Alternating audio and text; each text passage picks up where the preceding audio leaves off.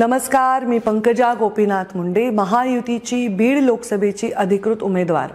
मी आपल्या सर्वांना ही माहिती देऊ इच्छिते की मी 24 एप्रिल रोजी माझं नामनिर्देशन दाखल करणार आहे।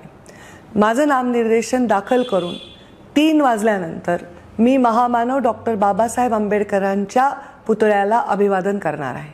तिथून अण्णाभाऊ साठेंच्या पुतळ्याला अभिवादन करून छत्रपती शिवरायांच्या पुतळ्याला अभिवादन करण्यासाठी छत्रपती शिवाजी महाराज चौकामध्ये आमची रॅली येणार आहे। त्यानंतर माने कॉम्प्लेक्समध्ये ही रॅली जाऊन त्याचं सभेत रूपांतर होणार आहे। ही रॅली, हा कार्यक्रम अत्यंत साधेपणाने करावा अशी माझी अपेक्षा आहे।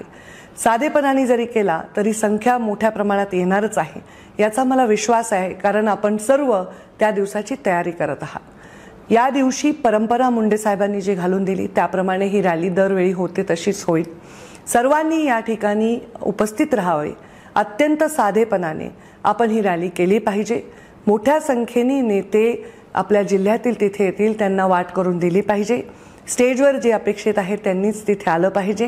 रॅलीमध्ये सगळ्यांनी प्रत्येकाला सन्मानाची वागणूक दिली पाहिजे।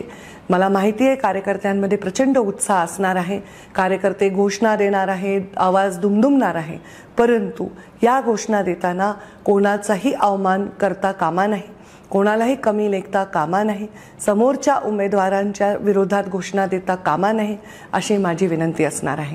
रॅलीची संख्या मोठीच होणार आहे। शिवशक्ती परिक्रमेत सुद्धा मी लोक न बोलवता आले। मी जेव्हा भगवान भक्तीगडावर जाते तेव्हा सुद्धा लोक मोठ्या संख्येने येतात।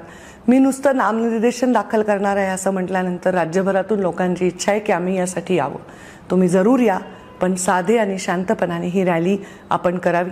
माने कॉम्प्लेक्स हे छोटं पडणार आहे, एवढ्या संख्येने लोक येणार आहे अशी मला इच्छा व्यक्त करत आहेत, परंतु परंपरेप्रमाणे ही सभा तिथेच होईल। ही सभा आपण सर्वजण शांतपणे ऐकून घ्यावी आणि हा दिवस चांगला पार पडावा यासाठी आपल्या सर्वांचं योगदान द्यावं। मग सर्वजण भेटूया 24 एप्रिल रोजी बीडमध्ये। एबीपी माझा, उघडा डोळे बघा नीट।